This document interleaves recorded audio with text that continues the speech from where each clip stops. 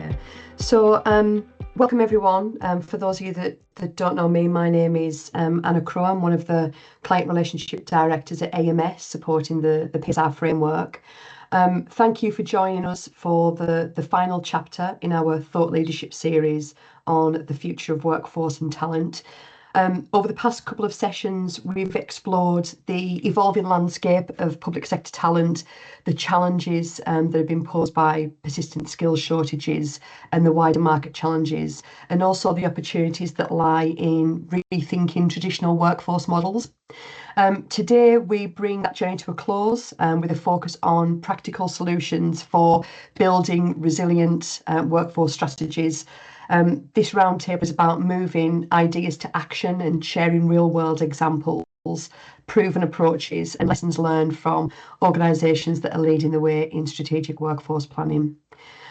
We know that simply hiring more people isn't the answer, and that resilience comes from adaptability, collaboration, and also from innovation.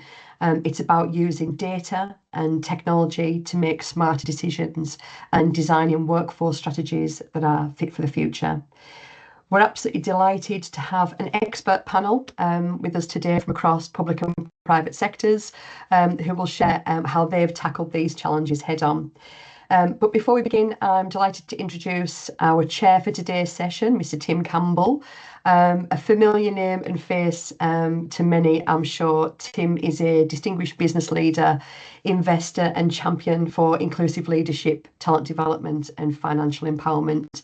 And Tim was also, if you don't know, the inaugural winner of the BBC's The Apprentice and now serves as advisor to Lord Sugar on the programme.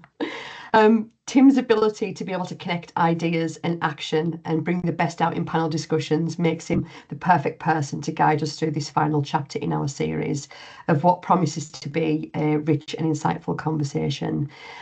Tim, thank you for joining us, and over to you. Thank you so much, Anna, and thank you for everyone who's joining today. We really are appreciative of who've logged in, and this will be recorded and we'll be able to share this afterwards. So we'll be using the power of technology to make sure as many people get it as possible. But in this interim, we're really grateful to be joined by some industry experts who are going to bring this conversation to light. In the room we have Lucy, who's with us now today. Online you have Nick and Mark, and I'll give them a check. And if you just for 1 minute just introduce yourself, Lucy, and I'll come around in terms of that order afterwards. Yep, sure. Hi, everybody. I'm Lucy Moody. I'm from the Home Office and I run the commercial operations team. So my team supports about 400 people within the Home Office commercial directorate, but also the wider department to set commercial policies and guidance so that we are procuring compliantly, managing our 1,000 or so contracts appropriately. My team also manage the commercial systems that we use, and the third element of my team is the professional services team, who assure all requirements for contingent labour, consultancy, managed services from across the department. Fantastic. Over to you, Nick. Hi everyone, Nick Gosser. I'm part of KPMG based in Brisbane, Australia. I moved over from London office a couple of years ago, and I'm part of the workforce transformation practice. So we focus on strategic workforce planning, sourcing, skilling, employee value proposition, kind of the whole gambit of workforce transformation across a ton of different sectors, both private and public. Fantastic. Over to you, Mark. Lovely. Thanks all for joining this morning.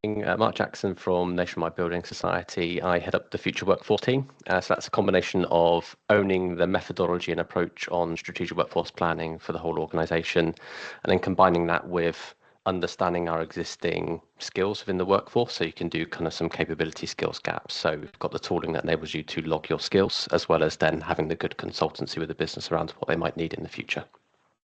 Fantastic. And we obviously have the wonderful Annie here. Do you want to tell everybody, everyone knows who you are? Thanks, Tim. Hi, everyone. I'm Annie Amatz. I'm the PSR Framework Director. So I've been working with all you clients for a number of years now, delivering our solutions through the Crown Commercial Services Framework.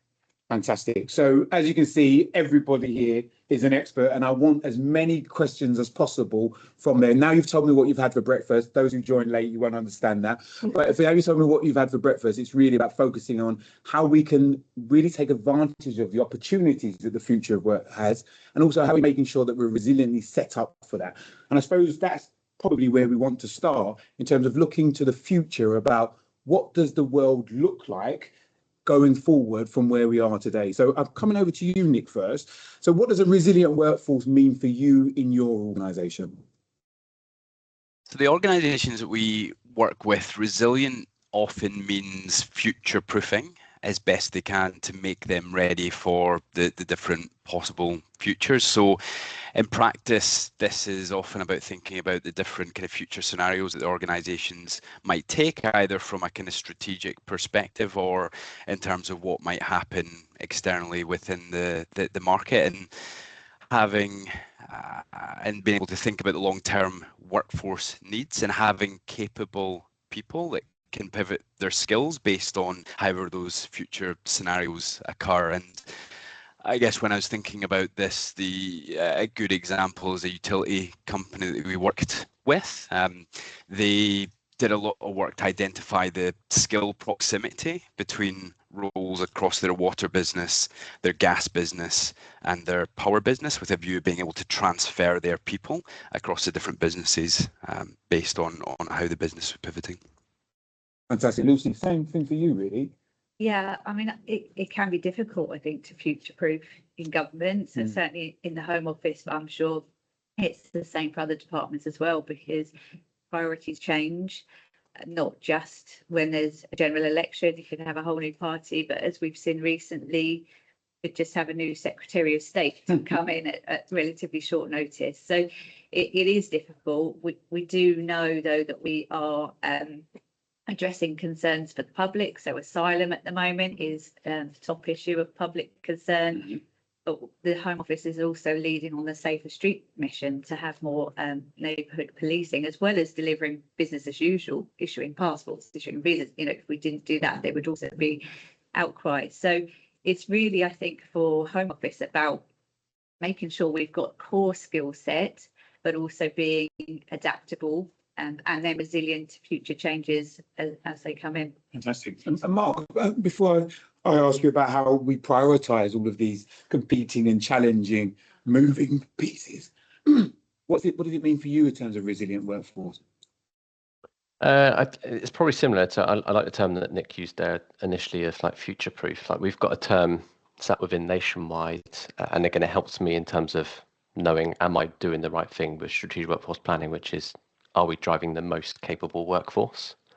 And kind of my best way to kind of put that in the context of strategic workforce planning is that in a way, I've probably moved what we do as a process further away from finance as a department. Apologies in advance to anyone who actually works in finance within their respective organizations. So no offense, but it's, if you imagine, again, what you're trying to do with building a most capable workforce or future-proofing your workforce, a lot of organizations are having to work within a certain cost envelope, whether it's one financial year or maybe looking slightly into the next financial year.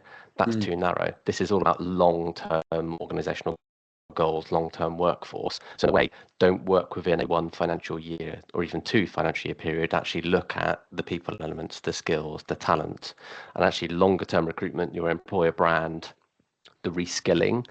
And therefore, you kind of need an approach that is focused more on the people, their skills, their talents, and actually things like retirement risks.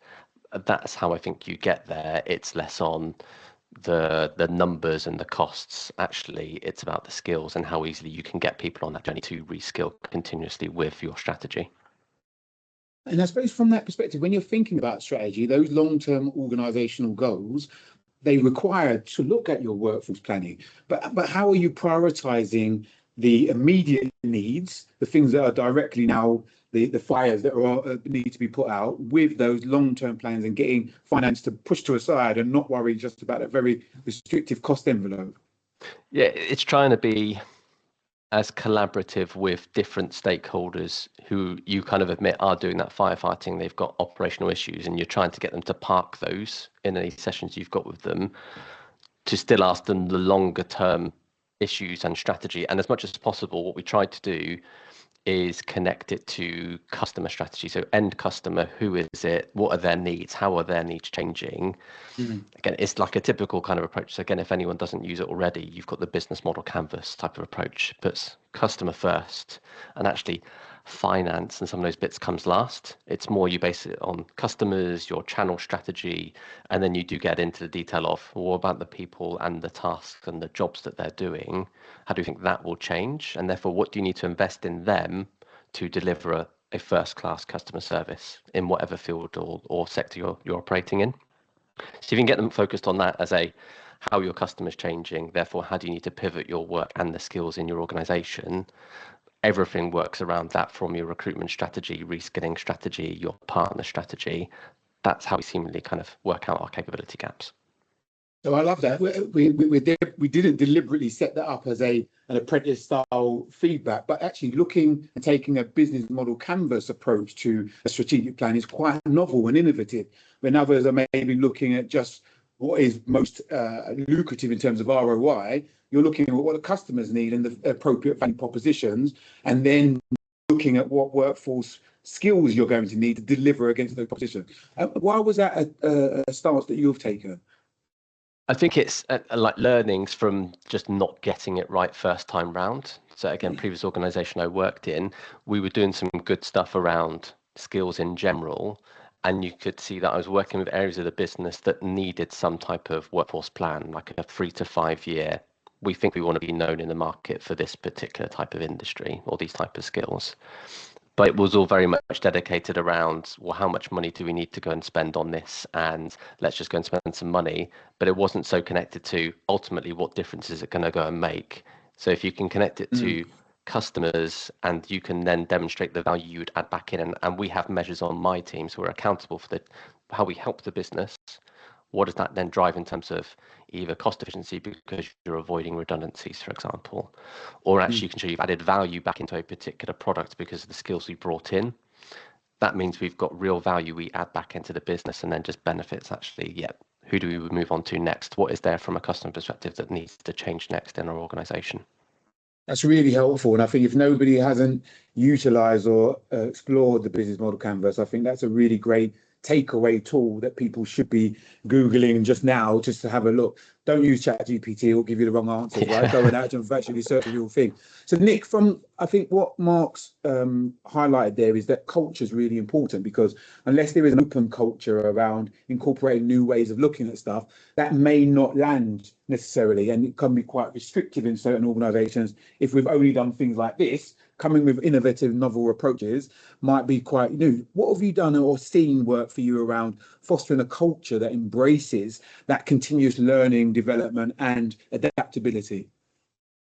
So if I answer that through the lens of fostering continuous learning through kind of strategic workforce planning, I guess we're finding more and more organizations rightly do want us to do workforce planning as a one-off and to kind of do it with them and build their capability rather than kind of doing it to them. So we are spending a lot more time kind of going in and working with organizations to uplift their workforce planning function that may or may not exist, and coach the business stakeholders into workforce planning, what it is, how to use it effectively. And I guess a good example of that is one of the big banks that we've been working with over here in Australia.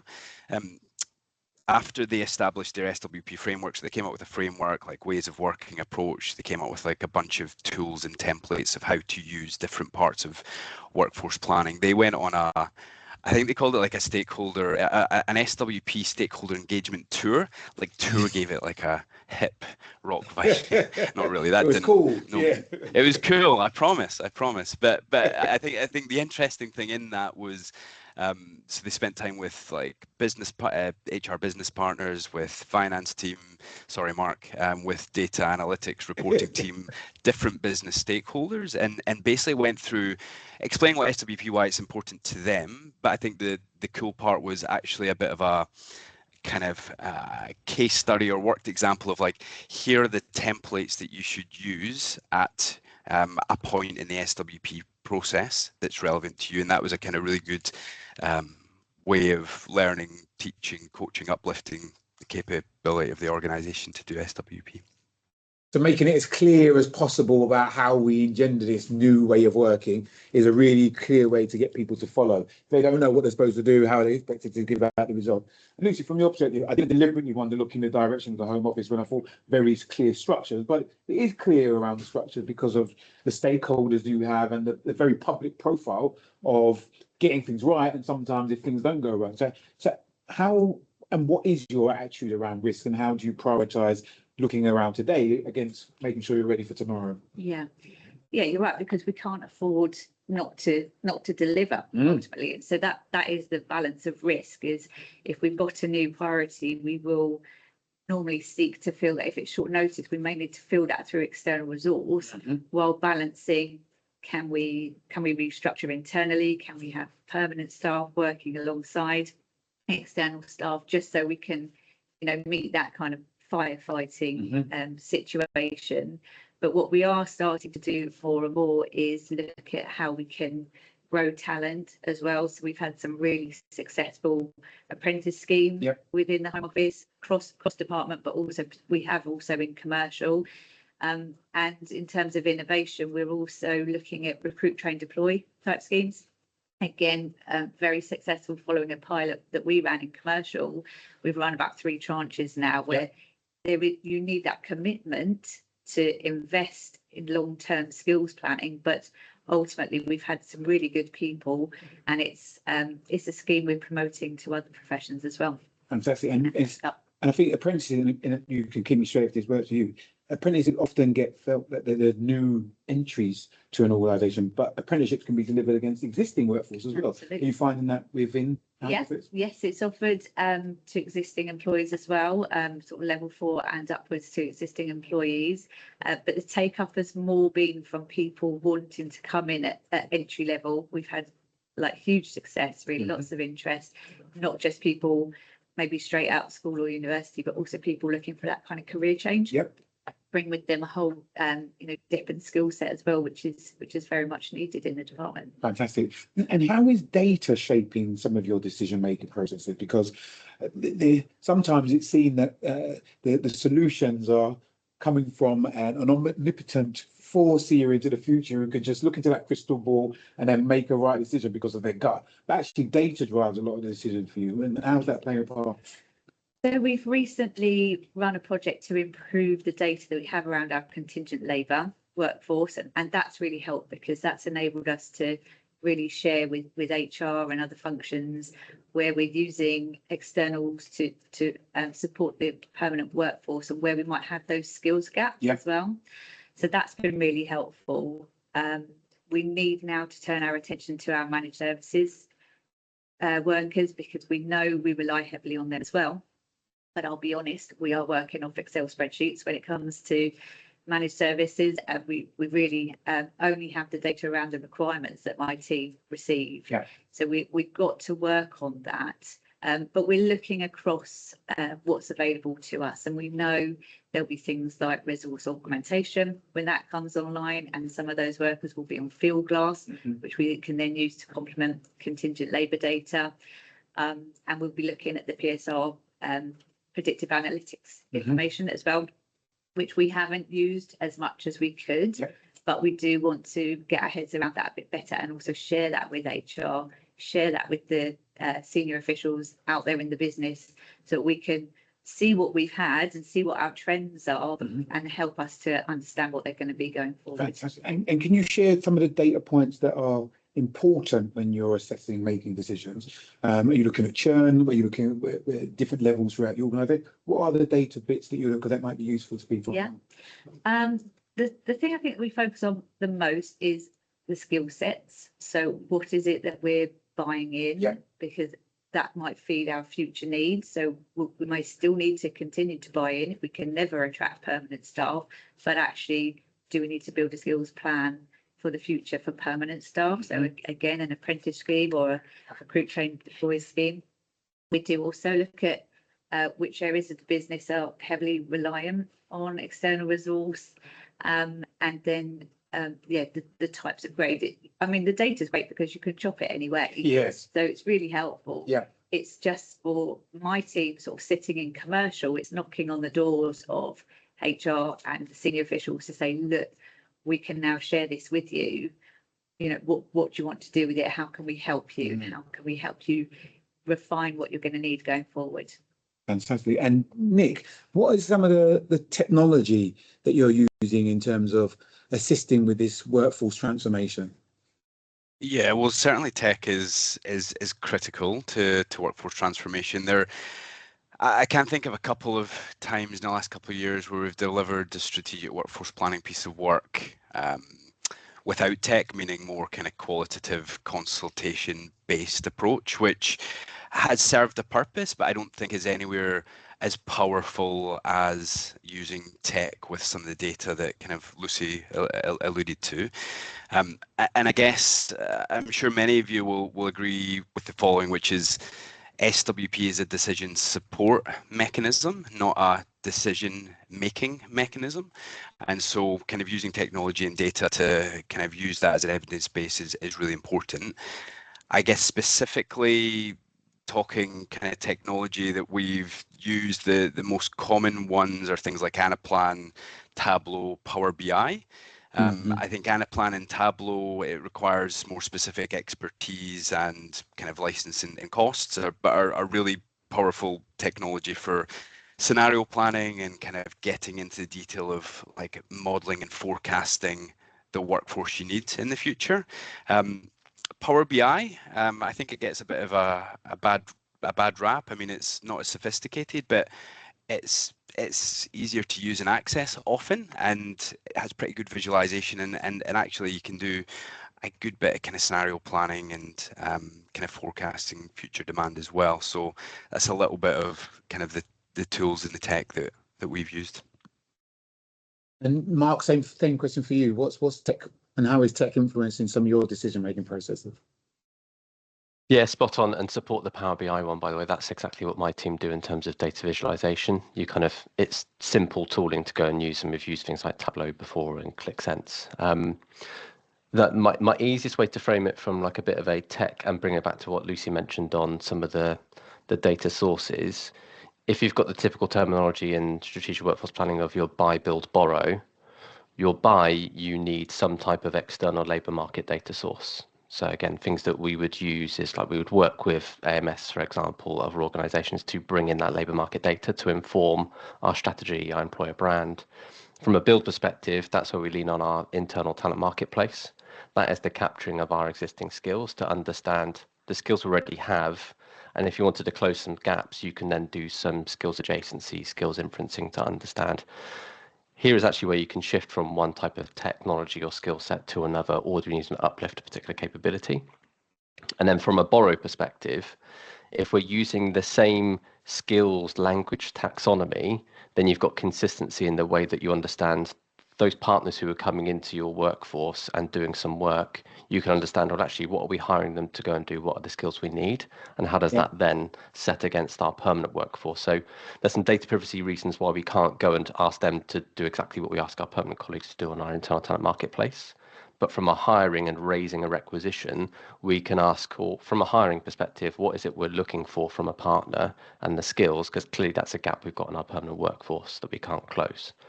So we kind of bring all of that data together, put it into tooling like Power BI to then surface, well, actually, what skills do we have? Where is it? And actually, where are our priorities that we're hearing from strategic workforce plans? We need to close those gaps.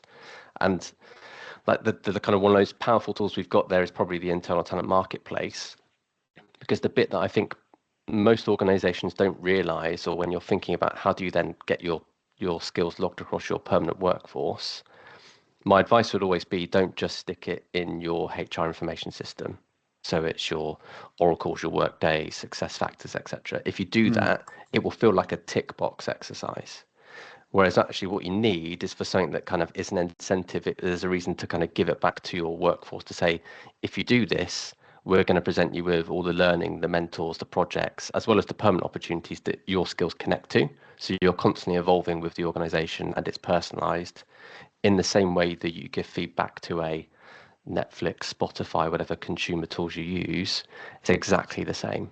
So why wouldn't you go in there and keep going back there to update your skills? Like that's the hook. That's how you then get colleagues engaged on declaring their skills, their data, rather than a do this once, like a goals or performance setting cycle. Actually, this is different. This is helping you grow with the business. And I suppose if this is to all of you on the panel, if you could dream of a bit of tech or technology that would support the resilience that we're looking to build into our teams and our businesses, what's missing now? What would you dream that could be created or wouldn't exist? Because I'm hearing lots of love for Power BI, and that's fantastic. Yeah. But it's not like you're jumping from the ceiling saying it solves every single problem. It does the job, and that's sometimes all we need. But if we were envisioning a future where something was really powerful and really supported, what are the gaps that you'd want to be filled? Don't know who wants to start, Lucy. I mean, I like the sounds of the internal talent marketplace. So I'd like to know a little bit more about it, if I'm honest, because when we try and do skills capture, it's like pulling teeth for some reason, and we are using Oracle. We do use Power BI for certain reporting, but yeah, people don't tend to engage. So I would be interested to find out about that, because actually then you've got an understanding of your skills, existing skill set. There's probably more that we're not doing even with our existing workforce, let alone what we then need for the future. Yeah, that sounds good. Nick? You two used to work together, you've got to be complimentary now, yeah? Yeah, I dream about this often, most nights. I'm being more true than I'd like to let on. No, I think it would be a more stitched up tool that does all of the SWP parts. What I mean by that is kind of it would hold some of the fundamental kind of people HR data, but also the external workforce data. It would do something like a Fathom tool where it brings in kind of impacts of automation and augmentation on roles, and then it would do all of the kind of scenario planning and demand forecasting, then link all the way through to kind of a recruitment tool. So I don't think that's a particularly helpful answer, other than to say that if I think about the end-to-end strategic workforce planning process, it is often across a lot of different tools or tech that needs to be stitched together.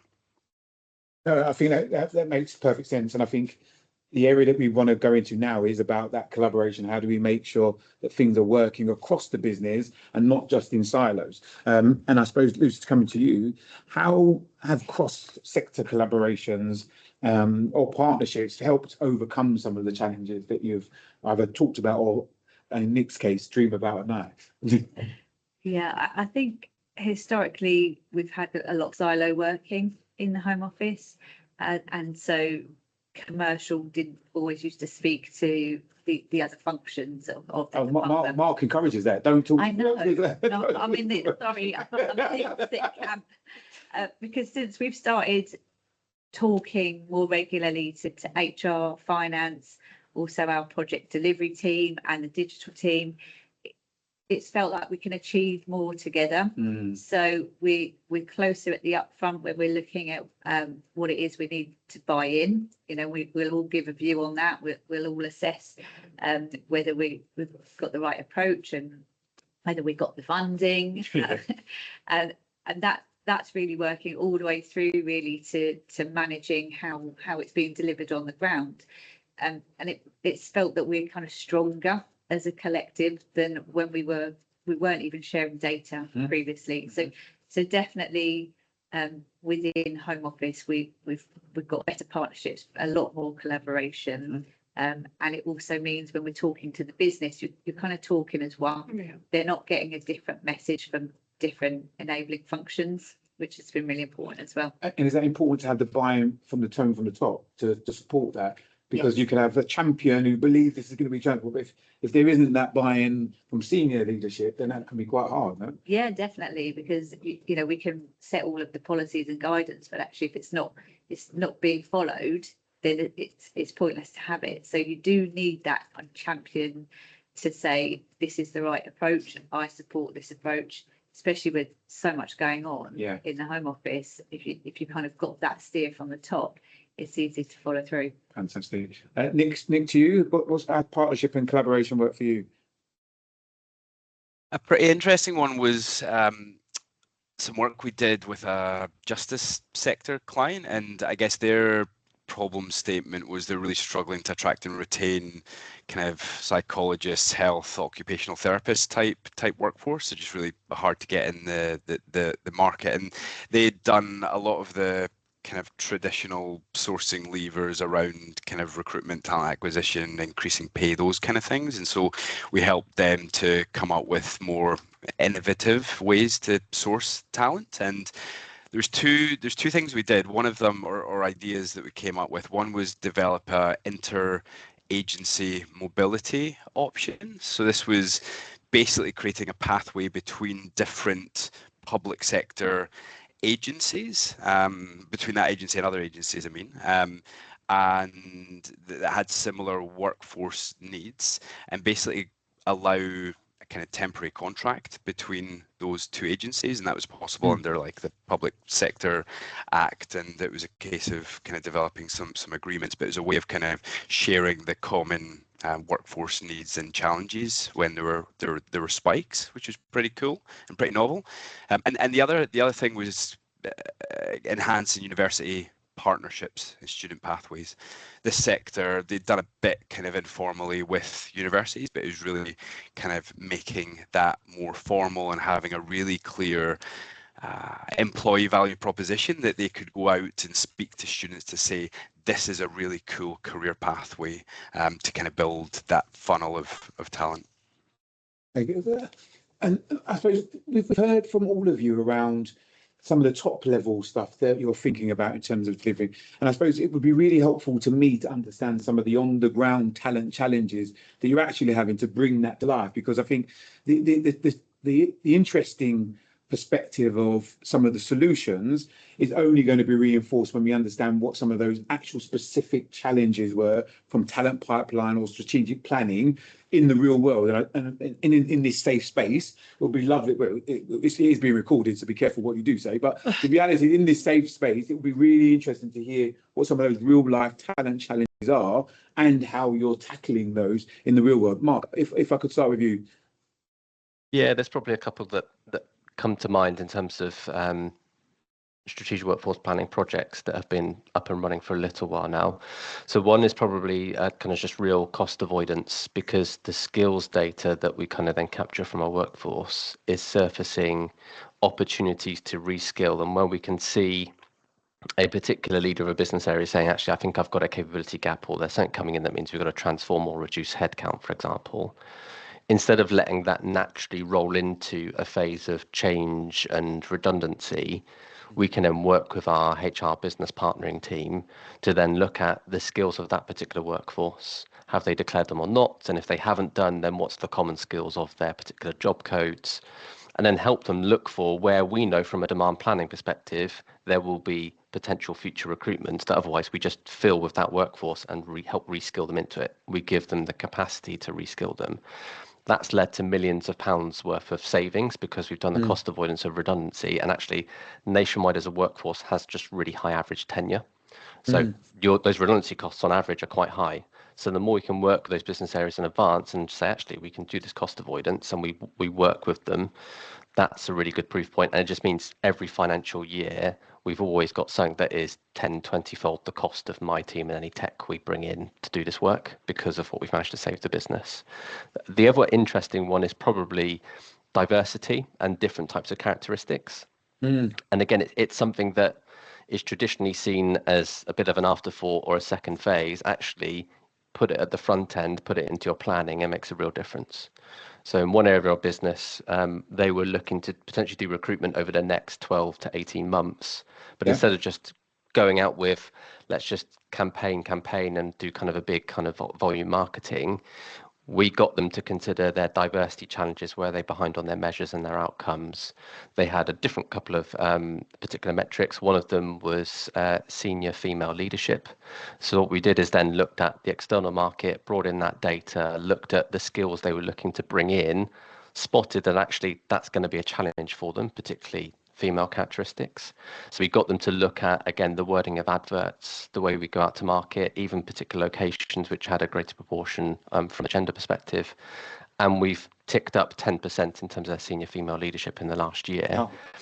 And then we've got other areas like our retail population, which we know is much more ethnically diverse. So we're now looking at the career mobility and talent flow of that population. Actually, we can see from a culture survey perspective, they feel like they're less likely to progress based on diversity. So we're now helping look at their job roles and career pathing to then flow them into different parts of the organization. So you aren't just in that scenario of, I'm from a diverse background, I'm applying, but I'm not getting success. Actually, feels like there's something we can do there. We can work with our workforce on it. I love the different data sources that were driving lots of those decisions, and the individual ways that you could then come up with relevant solutions for the area. And I also love that you've got now on record that you do love finance because you're talking about cost savings. So that's good. I like the way you got out of that hole that you've done yourself. That was really good. Lucy, same thing for you. So there's a number of scarce skills in government, and the Home Office and commercial is one. But I think the one probably most high profile at the moment is digital and tech. And we've got the Prime Minister's vision for us to have a more agile state, that he wants 1 in 10 civil servant roles to be in digital and tech by 2030. So we're going to have to do a lot of reskilling, and there is a lot being pushed out from the centre, a lot of focus, a lot of training, and a lot of AI as well that we're sort of piloting at the moment to understand how can we use that within our current roles and actually sort of change the roles that we're already doing to make the most of the technology that's available. But in terms of digital roles that we are still very reliant on the external market, because it's really difficult to compete, I think, salary wise with civil service pay versus external pay. So we'll always be in a situation, I think, where we will always have that external workforce in digital and tech, and with things moving so quickly. But it's that kind of blend of upskilling staff that we have, and then, you know, sharing the knowledge from external workforce. So that's a good point, because also by 2030, they say the majority of people in the workforce will be over 50.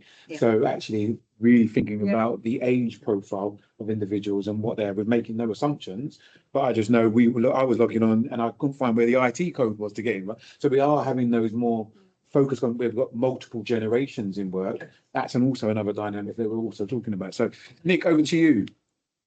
What are some of the changes?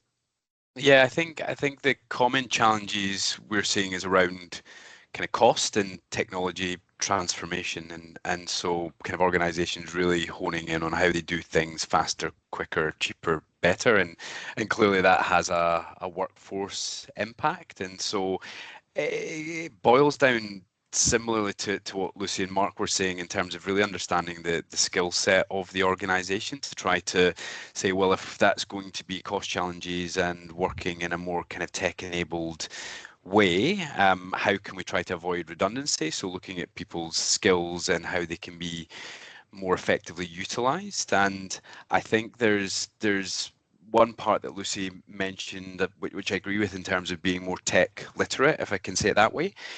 I think there's what we're seeing as well is another piece around the skill of learning new skills, which has probably been bandied around for a number of years, but I think still kind of rings true with the clients that we're working with is, we want people to be tech literate, but actually fundamentally just that appetite, that culture to constantly want to learn and take learning into their own hands rather than kind of a full day workshop kind of old school way of learning is key. And is that a struggle? Yes. When we have a look at a lot of the what do you call them, like people surveys for how they're feeling with the organization, if you look at the kind of learning part of that, it's pretty common to say there's not enough learning offered. And when we've kind of dissected that with different organizations, we believe that to be pretty unfair, and actually it's more people's willingness to kind of engage and be proactive in learning rather than what's actually available to them. So it probably comes back to a bit of a cultural piece in some cases.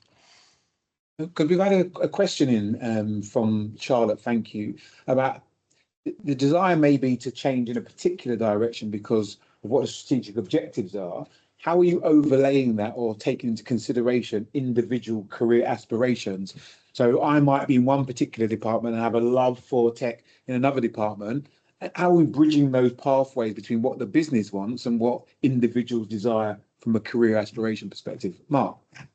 Yeah, I can help with that one. So again, the tooling we'd use for that is the internal talent marketplace. So in there, not only can you declare the skills you already have and things like skills proficiency, and managers can help validate skills proficiency.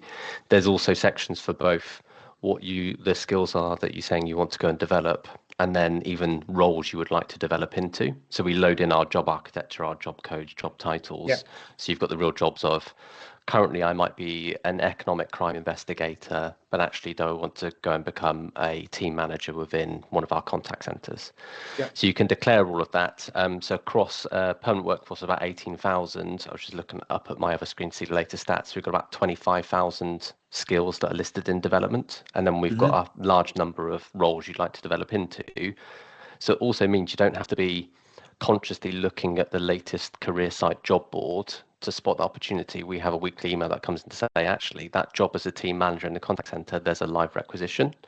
You can now go apply for it and your skills are matching to it, or knowing what gap do I have within my profile to that job, I can go and take that learning. Just like Nick mentioned, that desire and want to go and pick up more and more of those skills is exactly what we need. And it's probably the biggest shift you need is it's a behavioral shift rather than actually a technical skill. It's the want and need to continuously learn and develop as part of the organization. And Lucy, from your perspective, Mark mentions a behavioural shift, but there's a big cultural shift that's in place in lots of places. If this is the way we've done it around here and this is your pathway we had desired, but you're bringing your own skills to the table, which might be relevant. So how are you addressing that within the Home Office? Yeah, well, actually, I mean, Mark made a point earlier, which really resonated. It's not exactly answering your question, sorry, but it was we do a lot of failed recruitment, I think, in the Home Office, where we might be like Joe Bloggs leaves, so we try and replace Joe Bloggs, and it's not that easy. We write the job description and we just can't find the same person.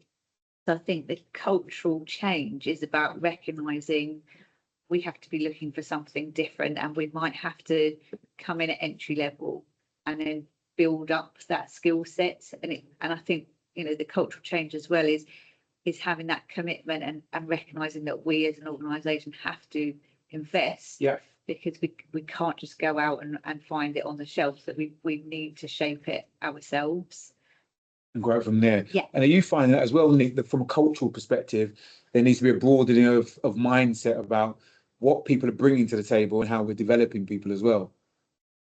Yeah, I think that's true, and certainly what we're seeing is it just taking a bit of time for kind of organisations to come round to that. I'm thinking about the kind of marketplace piece that Mark talked about. We've not done so much of that. I think it's probably been a slightly more traditional approach of kind of mapping out what the future workforce requirements are, and then it's more a kind of it's almost getting into like employee relations territory of like consultation with people in terms of where they want to go. So I would call that like a lo-fi, low sophisticated way of doing that, but really engaging with people that way to kind of present the different opportunities to them. Fantastic. So we're coming towards the last 10 minutes of our field. I know the time is flying by, as it were, and this is our opportunity to look forward. And before I give the panel their magic wand and what would they wish they could create tomorrow with that magic wand, and that will be the question to think about. It's really what are you seeing in terms of, and I'll come to Mark online first, with regards to the trends and shifts shaping workforce strategy that are really thinking about the extended workforce that you might be looking at.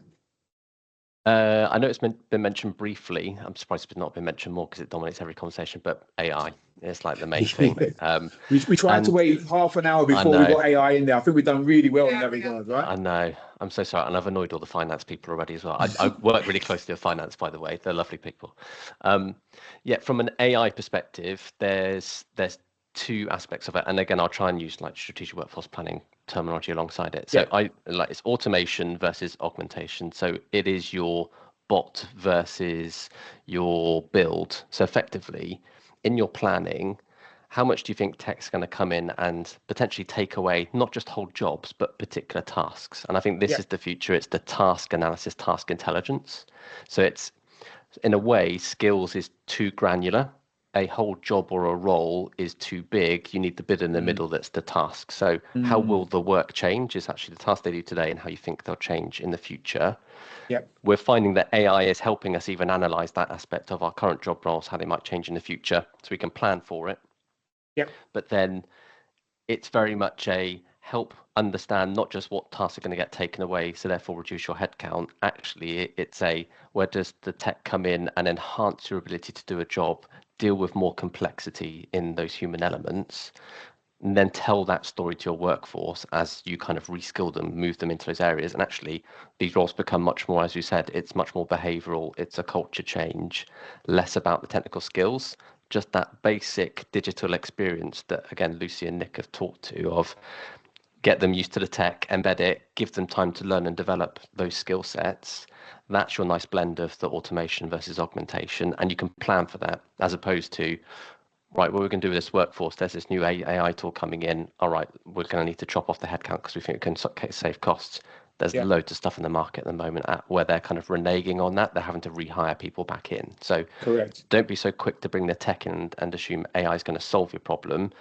Thoroughly consider that automation and augmentation approach. I think that's such an important point. The reason why we left the AI bit till the very end is because people want to lead with that without really understanding the cultural environment which they're within, and also the impact around the business and the direction of travel it's going into. Nick, what's your take on artificial intelligence and the movement towards AGI, which is the new shift that we're really talking about? But is it a feared thing or a positive thing? I think it's mixed, and it depends how well explained it is to different organisations. I certainly agree with Mark. It's a kind of replacement of some tasks rather than whole roles, generally speaking. I mean, and agree with Mark around it's kind of moving away from think about workforce planning from like a whole of role and even a skill based. You know, there's a lot of organisations that feel like it was trendy, and it still is, and it is useful, don't get me wrong, to kind of think about skill-based workforce planning, but it's kind of the task-based that Mark put really well.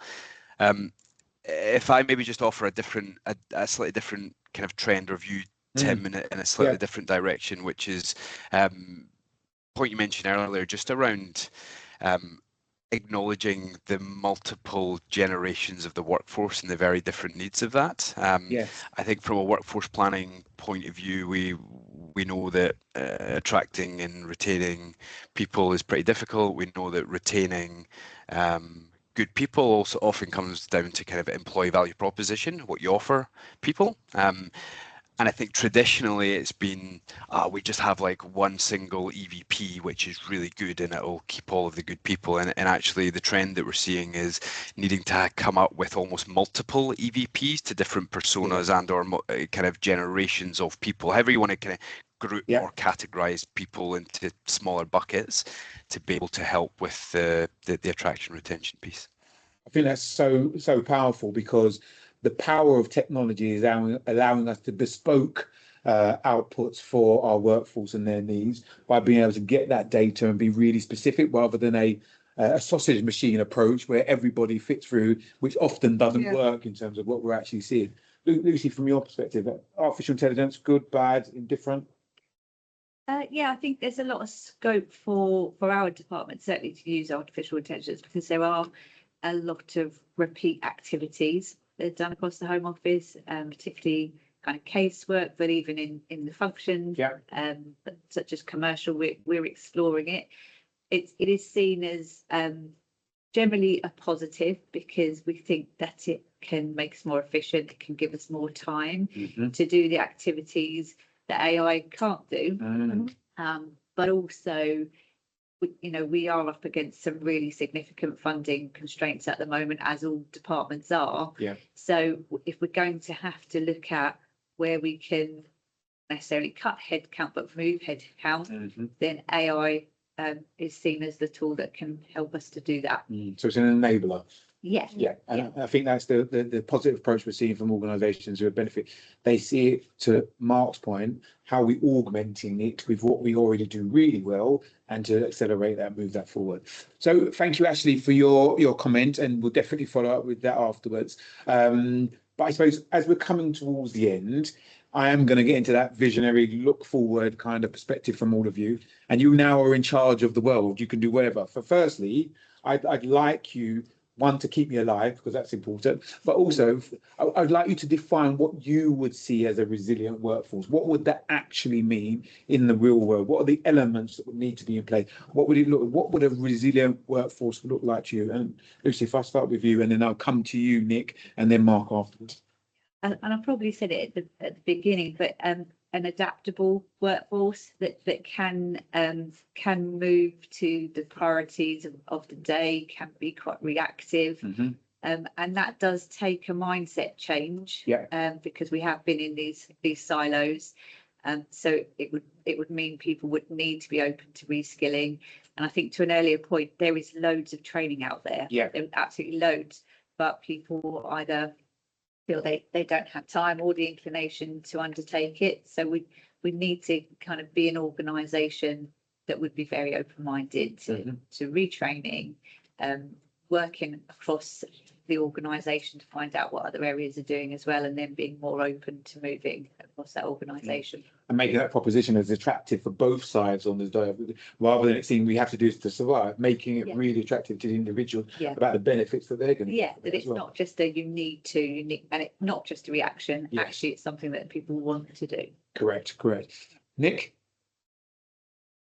If I think about kind of what organisations should do to have a resilient workforce, or to do workforce transformation well, my bit of advice would be clear on the type of delivery that you're looking for, and what's the problem that you're trying to solve. And what I really mean by that is, often we have organisations come in and say, do strategic workforce plan or have a resilient workforce for the entire organisation, and we've done that, and sometimes that's what's required, but often it can be bespoke workforce planning needs for bespoke areas at bespoke times. And I think we've got a couple of really good recent examples where we've been able to take more of like a modular approach of supporting a business look ahead for the next 2 years for this specific skill set versus this other organisation or this other business that are looking at different sourcing channels that you can use. So doesn't need to be big bang, start small, be clear on the problem you're trying to solve. Fantastic, like that a lot. Mark, you? Yeah, completely agree with that. The probably a slightly different angle, and just something that I always try to hire for myself and my own team, is to build a bit of a resilient workforce. I always find that you need to, in a way, fuel curiosity, because actually it's the people who are curious in your workforce that are going to challenge things, look for the next things, and actually that's what builds resiliency, helps connect to the strategy. For me, it's like one of the most important characteristics you can have, the behaviors. So look for the people who are curious, and actually, if they're lacking that, then how do you enable them to learn and be more curious, set things up, set up projects, alternative things for them to work on. So again, you get them thinking in a different way. I think that's how you then just kind of constantly evolve as a business. You've got that curiosity embedded into your culture. I love that in terms of the pull aspect of that from the marketplace. If people are saying we really want this, that actually makes it much easier to identify where the needs are and actually how that aligns with what this business is doing strategically. So we're coming towards the end, unfortunately, of our conversation. The time has absolutely flown. Thank you for everybody who's been part of it and our amazing panel, but we're not going to let you off just like that. We want your future wish or desire in terms of if you could give advice to others in that position where you are now, seeing that helicopter view of your organisations, what would the one piece of advice that you would give to people to say, focus on this if you want to nail it? I'll start with Mark, then Nick, and I'll come to you, Lucy, to wrap us up.